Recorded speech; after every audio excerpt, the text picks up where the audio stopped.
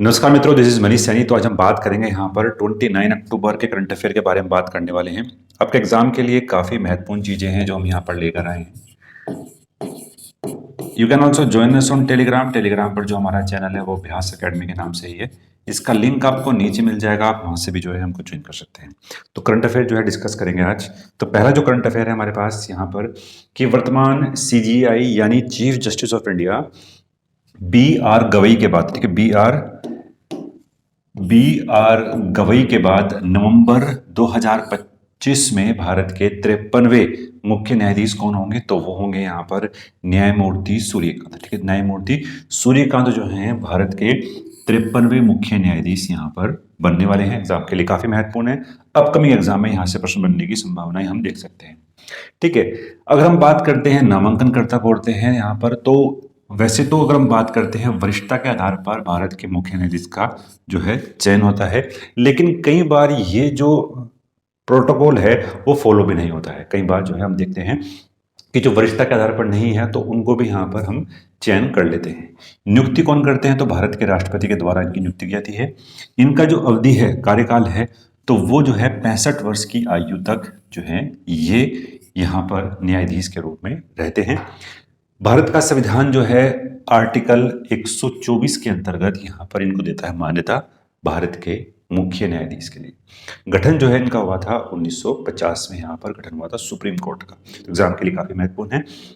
Next प्रश्न हमारे पास, हाल ही में ही कैथरीन कनाली को किस देश की 10वीं राष्ट्रपति के रूप में यहाँ पर चुना गया है? तो वो चुनी गई है यहाँ पर आयरलैंड की। ठीक है, आयरलैंड की यहाँ पर चुनी गई है। तो बात करते हैं डिटेल में। आयरिश राजनीति में एक बड़ा बदलाव यहाँ पर देखने को मिला है।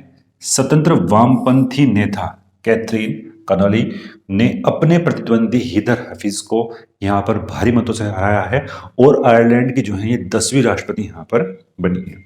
एक बात यहाँ पर हम देख लेते हैं, यहाँ पर ये आयरलैंड है और इसकी जो राजधानी है वो डबलिन है। यहाँ पर ईरिस सी आपको मिल जाएगा और अटलांटिक ओशन जो है आपके पास इधर देखने को मिलता है। ठीक है, लगता हुआ एरिया है बिल्कुल। यहाँ पर ये जो सीमाएं हैं वो टच होती हैं यहाँ पर यूनाइटेड किंगडम से। तो एग्जाम के लिए काफी महत्वपूर्ण था इसका लोकेशन भी। नेक्स्ट प्रश्न हमारे पास, हाल ही में ही किस देश ने दुनिया का पहला येन आधारित स्टेबल कॉइन यहाँ पर लॉन्च किया है? तो वो यहाँ पर लॉन्च किया है जापान ने। ठीक है, जापान ने लॉन्च किया है अपने तरीके से, पूरी तरीके से जो डिजिटल डायनेरिस को किया गया है। तो बात कर लेते हैं, इसकी जो वैल्यू रखी गई है वो एक जापानी येन के बराबर ही एक JPY जो है यहाँ पर ये स्थिर रहने वाला है। तो बिल्कुल ही क्या है, बिल्कुल सेम है। यहाँ पर इनकी जो वैल्यू है वो दोनों की यहाँ पर सेम रखी गई है। वैश्विक डिजिटल फाइनेंस की दिशा में एक ऐतिहासिक कदम उठाते हुए जापान ने जो है 27 अक्टूबर 2025 को JPYC नामक दुनिया का पहला येन पेड स्टेबल कॉइन यहाँ पर लॉन्च किया है। आधिकारिक रूप से लॉन्च कर दिया गया है और इसको रखने के लिए जो है यहाँ पर लॉन्च किया गया है। इससे जो है इसकी घरेलू बचत और जापानी सरकारी प्रतिभूतियों द्वारा समर्पित इसको किया गया है, जिससे जो है स्थिरता और सरकारी विश्वसनीयता यहाँ पर जो है वो बनी रहने वाली है। तो एग्जाम के लिए काफी महत्वपूर्ण था। नेक्स्ट प्रश्न हमारे पास, यहाँ पर प्रधानमंत्री नरेंद्र मोदी जी ने वर्ष 2026, ठीक है, वर्ष 2026 को किस नाम से घोषित किया है? तो घोषित यहाँ पर किया है आसियान भारत समुद्री सहयोग वर्ष। तो बहुत ही महत्वपूर्ण है, एग्जाम में इसके बनने की संभावनाएं हम देख सकते हैं। तो यहाँ पर घोषित किया है आसियान भारत समुद्री सहयोग वर्ष। आपको कमेंट बॉक्स में बताना है कि जो आसियान का यहाँ पर सम्मेलन हो रहा है वो कहां पर है। ठीक है, जो सम्मेलन है वो कहां पर आसियान का जो है हो रहा है, तो ये आपको जो है कमेंट बॉक्स बताना है।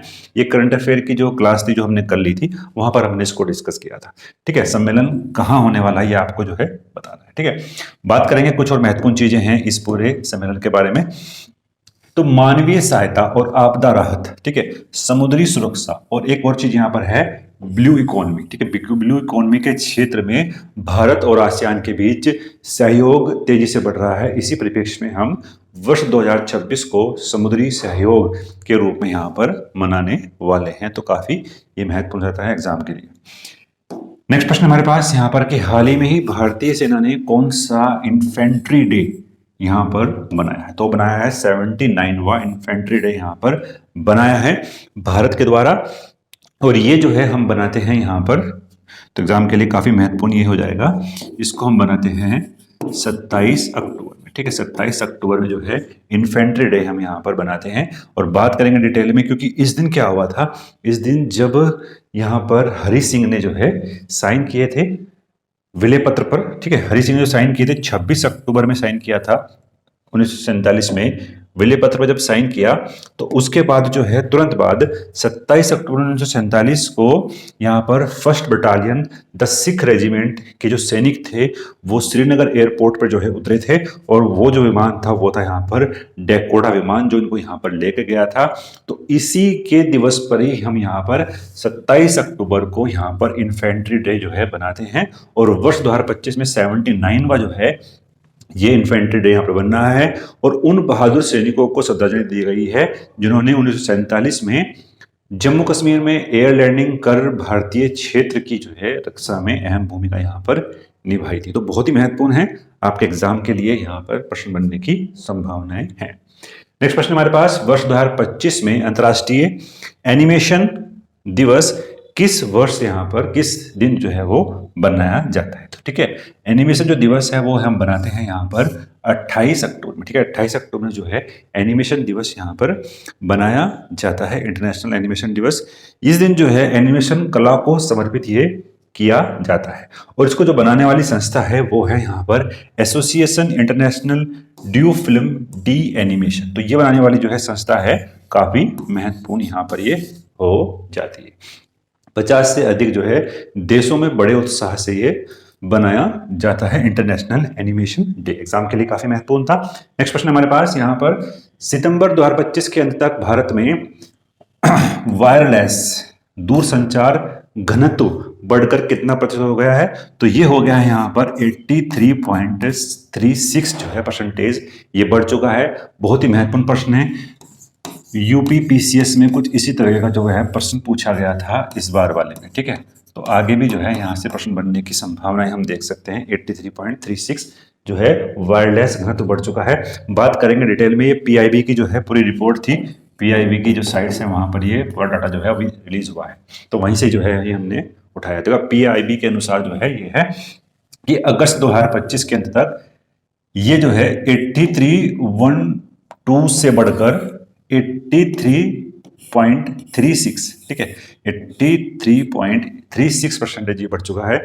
और इस अवधि के दौरान जो शहरी वायरलेस है उसमें सबसे अधिक घनत्व में वृद्धि हुई है, जो है ये हो चुका है 126.62, ठीक है, 126.62 ये यहाँ पर हो चुका है।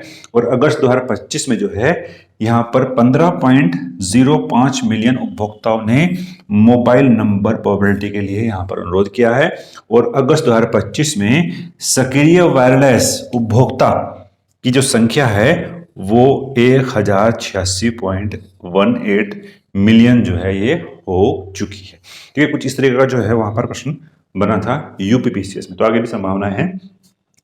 नेक्स्ट प्रश्न हमारे पास, हाल ही में ही नई दिल्ली में राष्ट्रीय बीज निगम, ठीक है, राष्ट्रीय बीज निगम के नव स्थापित अत्याधुनिक सब्जी एवं पुष्प बीज प्रसंस्करण संयंत्र का उद्घाटन किसके द्वारा किया गया है। तो ये किया गया है यहाँ पर कृषि मंत्री शिवराज सिंह चौहान के द्वारा। ठीक है, और ये जो है आपकी जो पूसा की जो इकाई है इसको वहीं पर ही स्थापित किया गया है। ठीक है, बात करें डिटेल में, 27 अक्टूबर में हुआ है। केंद्रीय कृषि मंत्री श्री शिवराज सिंह चौहान जी ने सोमवार को एक पूसा परिसर में, ठीक है, पूसा परिसर में यह राष्ट्रीय बीज निगम जो है स्थापित किया है। और अत्याधुनिक सब्जी एवं पुष्प बीज प्रसंस्करण संयंत्र पैकेजिंग इकाई का उद्घाटन यहाँ पर किया है। तो एग्जाम के लिए ये काफी महत्वपूर्ण यहाँ पर हो जाता है। नेक्स्ट प्रश्न हमारे पास, सितंबर 2025 के अंत तक भारत में जो ब्रॉडबैंड है उनके ग्राहकों की कुल संख्या बढ़कर यहाँ पर कितनी हो चुकी है। तो ये हो चुकी है यहाँ पर 995 मिलियन, यानी 995.63 मिलियन जो है ये यहाँ पर हो चुकी है। तो सी जो है हमारे पास इसका राइट आंसर है। बात करेंगे डिटेल में, ठीक है, सितंबर 2025 के अंत तक भारत में ब्रॉडबैंड जो ग्राहक हैं उनकी कुल संख्या 995 मिलियन हो चुकी है। ठीक है, यह भारतीय दूरसंचार प्राधिकरण ट्राई के नवीनतम आंकड़ों के अनुसार है, जिसके में अगस्त 2025 में 989.58 मिलियन से जो वृद्धि हुई है वो हुई है 0.61% की। यहाँ पर जो मासिक वृद्धि है वो यहाँ पर हो रही है, तो उसी को ध्यान में रखते हुए जो मासिक वृद्धि है वो 0.61% है। और पिछले महीने जो है अगस्त 2025 में 989.58 मिलियन यहाँ पर ग्राहक थे, तो बढ़कर कितने हो गए हैं यहाँ पर 995.63। तो एग्जाम के लिए काफी महत्वपूर्ण जो सेशन था वो हमने यहाँ पर डिस्कस करा। मिलते हैं नेक्स्ट वीडियो में। चैनल पर नए हैं तो प्लीज सब्सक्राइब करें। धन्यवाद। जय हिंद।